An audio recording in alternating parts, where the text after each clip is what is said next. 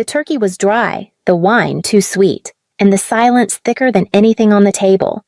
I stood in the kitchen scraping stuffing into the trash. The dishwasher hummed behind me like it was trying to fill the space no one dared to. Above me, the fluorescent light flickered, a small reminder that things had been neglected for a while. Across the kitchen, my brother Brad Brooks leaned against the fridge with a beer in one hand, smirk already forming. He'd always worn that expression like a badge right before saying something that would draw blood without leaving a mark. So I said, keeping my voice even, Mom and Dad signed the house over to you. That true, I didn't mean it as a confrontation. I meant it as a question. I was the oldest. I was the one who drove Mom to her chemo last spring. The one who sat with Dad after his stroke. No one told me. I just wanted to understand why. Brad took a swig and gave me that look. Why do you care? Linda, you were never around. You were always too good for this place. Asheville, your nursing job, your important life. He said it like I'd betrayed something sacred by leaving. I was working, I said, but I was here when it counted. He shrugged. Flying in once or twice a year doesn't count. I turned off the faucet, dried my hands. I just think if we're talking about family property, maybe we all should have been part of that conversation. That's when it happened. Brad's body moved fast 1 second, I was by the counter the next. My back slammed into the fridge. I gasped. Then his knee came up, hard, square into my face. I saw white, then stars, then nothing but a wet ringing in my ears. My knees buckled, blood filled my mouth. My hand reached out blindly for something, anything to hold onto. No one had moved from the living room. Not yet. I dragged myself toward the phone on the wall. My vision swam, one eye swelling shut already, the other blinking against the sting of blood. My hand trembled as I found the buttons. I hit 9, then 1. The receiver was yanked from my grip so hard it cracked against the floor. "Stop it," my mother said. Elaine Brooks' apron, still tied at the waist, stood over me like I'd just knocked over a vase. "It's just a scratch," she said sharply. "You always turn things into a scene." I blinked up at her. One eye wouldn't open at all. The other saw her face without emotion. She wasn't horrified, not even surprised, just annoyed. From the living room, I heard the muted voice of the football announcer, second and goal. Donald Brooks. My father sat slouched in his recliner, still holding the remote, still not looking up. "There goes the drama queen again," he muttered. Blood dripped from my chin to my shirt. No one moved. Not Elaine, not Donald, not Brad. And then I saw it near the baseboard. My bracelet. The leather one I wore every shift in the ER. A patient gave it to me after I stayed through the night holding her hand while she died. It had snapped during the scuffle, now lying in a smear of blood. Useless. No one noticed. I bent down, picked it up. Something in me shifted quiet like a door closing. Then I walked to the front door and stepped out. No one followed.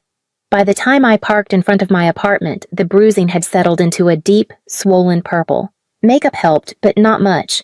Concealer couldn't hide the shape of a kneecap. I slipped into the ER through the staff entrance, keeping my head down. Badge clipped to my coat, mouth closed. I didn't want questions.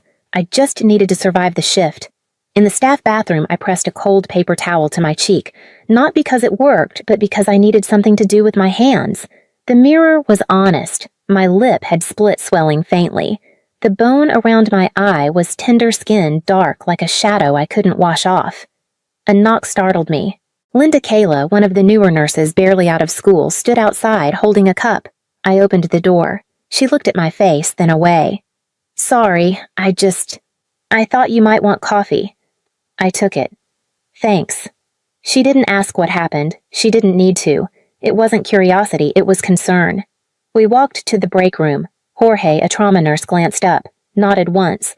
That silent kind of check-in men do when they don't know how to say, "Are you okay?" I sat alone near the lockers during my break and finally checked my phone. No missed calls, no voicemails. Just one message from my sister Melissa.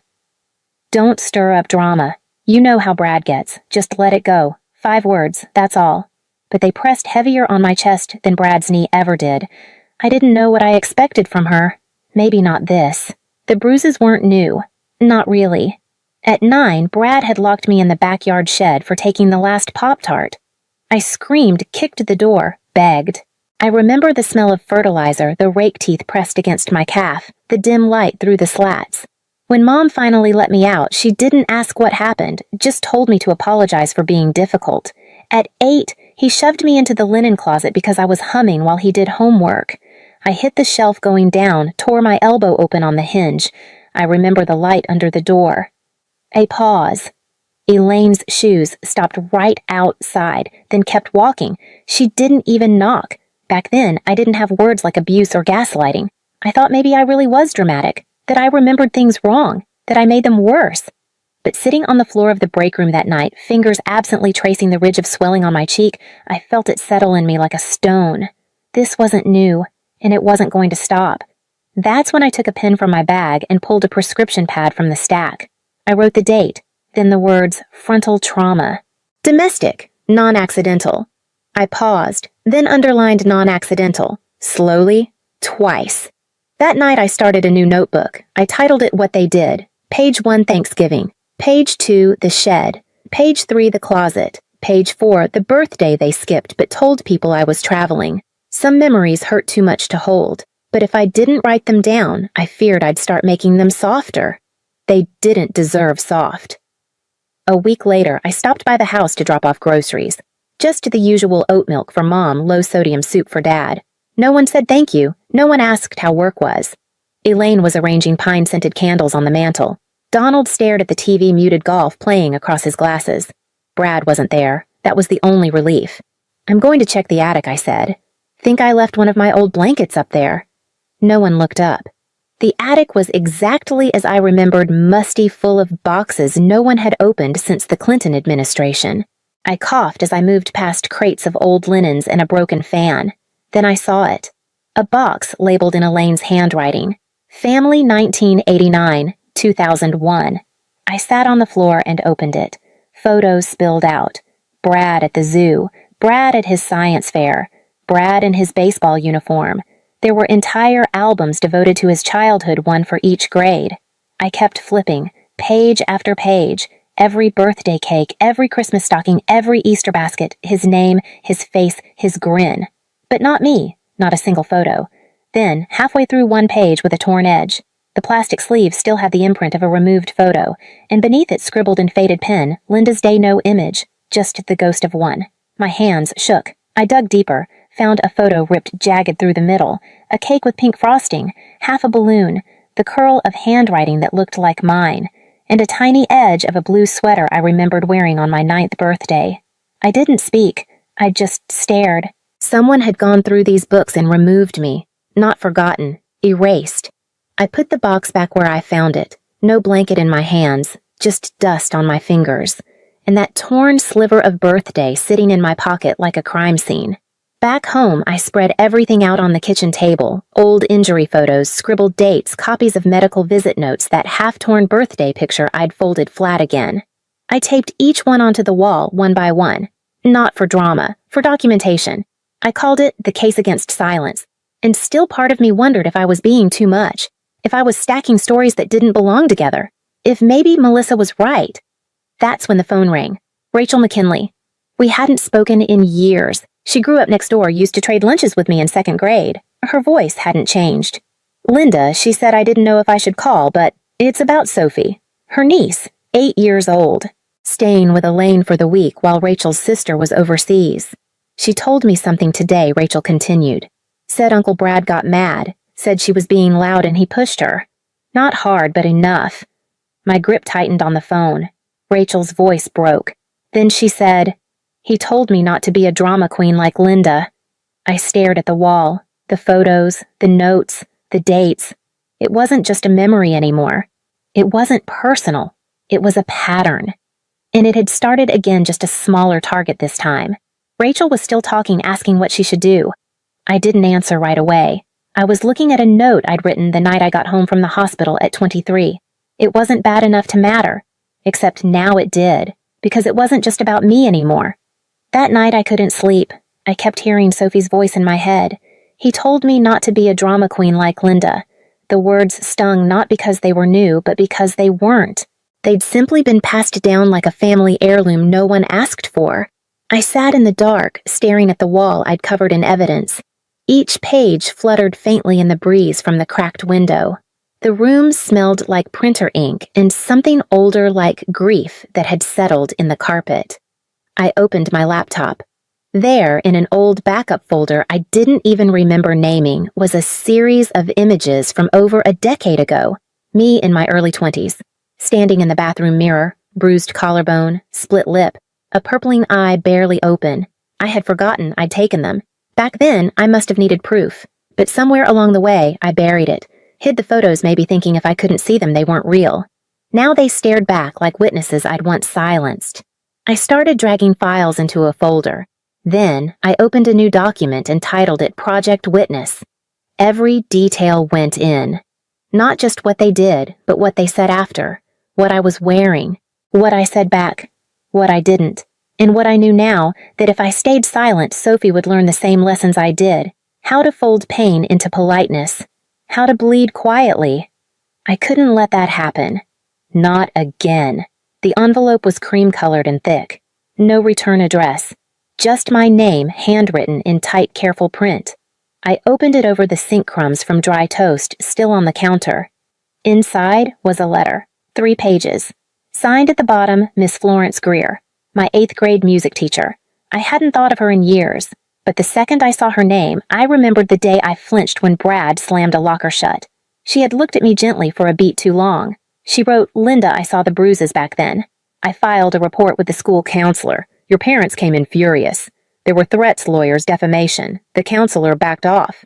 I stayed quiet. I've regretted that ever since. I kept my journal from those years. The report, too. If you ever need it, it's yours. You weren't too sensitive. You weren't making it up. I believed you then. I believe you now." My hands trembled, but not from anger, from relief. For the first time, someone outside the family had said it, written it down, confirmed that what I remembered wasn't some twisted version of events. It was real. I called her that afternoon. Her voice was softer than I recalled, older but steady. "I'm sorry I didn't do more," she said. "People like your mother count on silence, yours and everyone else's." I looked at the wall in front of me, the notes, the pictures, the photo Rachel had texted of Sophie, her lips swollen and her eyes not meeting the camera. "They won't get that silence anymore," I said. "Not from me." Elaine called the next week. Her voice was light, almost sweet. "We're having dinner Sunday, just family. Brad and Heather will be there. You should come." I hesitated. Then I said yes. I baked a peach pie, Elaine's favorite, and bought a bouquet of pale yellow tulips, the kind she used to keep on the windowsill when I was little before she stopped noticing small things. When I arrived, the table was already set. Candles, cloth napkins, wine glasses turned just so. Brad sat at the head arm around Heather, who smiled like she'd been rehearsed. Elaine took the pie, nodded once. "Smells fine," she said. We sat. The turkey was warm, the rolls slightly burnt. Brad launched into a story one I hadn't heard in years. "Remember when Linda locked herself in the closet because I took her crayons?" He laughed. "You were such a mess back then. Everyone laughed with him." I didn't. "It was the other way around," I said quietly. "You locked me in." Brad grinned. "You're still holding on to that." I looked down at my lap, one hand on the napkin, the other near the teapot. Elaine sighed.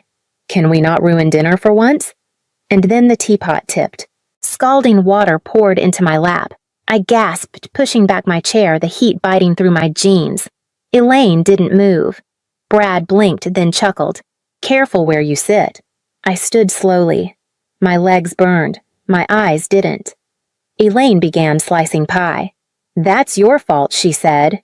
"You were sitting too close." I looked around the table. No apology, no acknowledgement, no surprise. They just kept eating.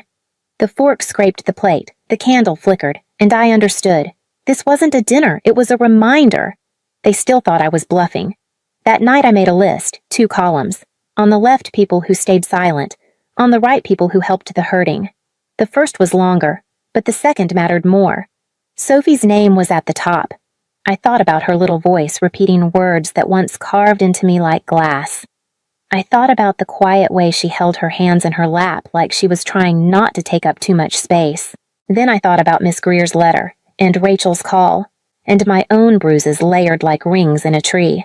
The next morning I baked another pie. Same crust, same filling. I drove to the house. Elaine opened the door, startled. "Didn't expect you." I handed her the pie. She took it without thanks. I need 10 minutes, I said. In the kitchen they gathered, Donald arms crossed, Brad leaning, Heather silent, Elaine folding a napkin with too much focus. You have 72 hours, I said. To tell the truth, publicly, about what happened to me, and what's happening to Sophie. Brad scoffed. You're threatening us now. Elaine stared at me like I was made of smoke. You think people will believe you over your own family? I didn't raise my voice. I didn't shake. I don't need belief, I said. I have documentation. And Sophie. I turned, walked out the front door, left the pie cooling on their counter like a warning. They didn't call. Not after a day. Not after 2. No apology, no denial. Nothing. Just that same old wall-thick practice silence. But I wasn't idle. I sent a copy of Miss Greer's letter to my attorney. Attached photos, journal scans, medical documentation. I labeled every file, every date. I added the quote from Rachel. And one more. An audio file. Rachel had asked Sophie gently to repeat what she'd heard from Brad. And she had. Clear as glass, her voice said Uncle Brad told me not to be a drama queen like Linda. Then he said if I told anyone he'd take away my kitten. In the background you could hear Elaine's voice clipped and low. Well, if she'd just behave, none of this would happen. I listened to it twice. The first time I cried. The second time I wrote down every word. I submitted it all. My lawyer Marianne Keating called 2 hours later.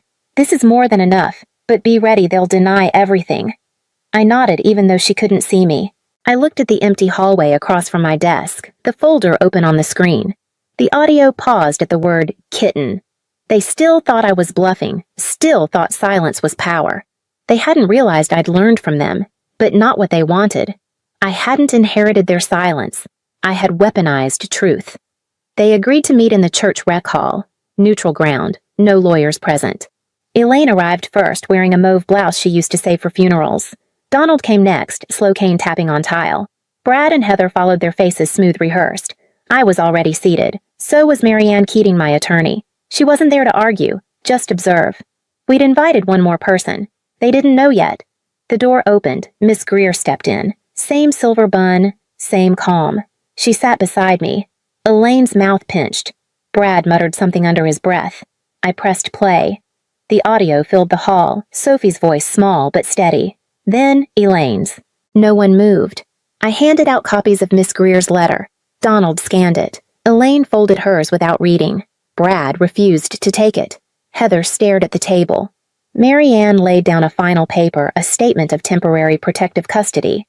Sophie would remain with Rachel until further notice. CPS was already involved. The school had been notified. Elaine opened her mouth, closed it again. Then Miss Greer stood. She placed something on the table between us. A china teacup, white with a blue rim. It was mine, from years ago. She looked at Elaine. You gave this to the thrift store. I bought it back. Elaine scoffed. It's just a cup. Miss Greer didn't flinch. No, it's what she held onto when no one else held her. No one spoke. The room felt strangely still, like a curtain had dropped. A scene over. No applause. Brad looked at me then, not angry, just confused. Like he couldn't understand how the story didn't end the way he expected. I stood, took the teacup, slid it gently into my bag, then walked out. The apartment was quiet when I got home. I set the teacup on the windowsill beside a pot of basil that hadn't quite given up. Light touched the rim just right. It glowed faintly like it remembered what hands had once held it. I made tea. No music. No news. Just the kettle, the mug, the chair. A few hours later, the doorbell rang. It was Rachel with Sophie curled behind her legs, her backpack sagged on one shoulder. A plush kitten peeked from the zipper. Rachel looked tired, but grateful. She wanted to bring something. Sophie stepped forward. In her hand was a folded piece of paper. She didn't speak. Just gave it to me, then climbed onto the couch without waiting for permission. I unfolded the note. It was a drawing, me and Sophie side by side, each holding a teacup. Hers was pink, mine blue. We were both smiling. In shaky pencil beneath, she'd written, "Safe now." I sat across from her, tea cooling between us. She looked up at me, really looked, and I saw it. Recognition, not just of me, of herself in me. I didn't say much that night, didn't need to. Before bed, I added one line to the top of my journal. Silence isn't my legacy. 3 weeks later, the papers came through. Rachel was granted full guardianship of Sophie. The court issued a no-contact order against Brad effective immediately. Supervised visitation only with a state-appointed monitor. Elaine and Donald were included in the restriction pending evaluation. It wasn't dramatic. It didn't make the news. Just signatures, timestamps, initials, and neat corners of documents that now held weight like anchors. Marianne called me that afternoon. "You did it," she said. I wasn't sure what that meant exactly. I hadn't fixed anything. But the bleeding had stopped. That night, I packed a small box.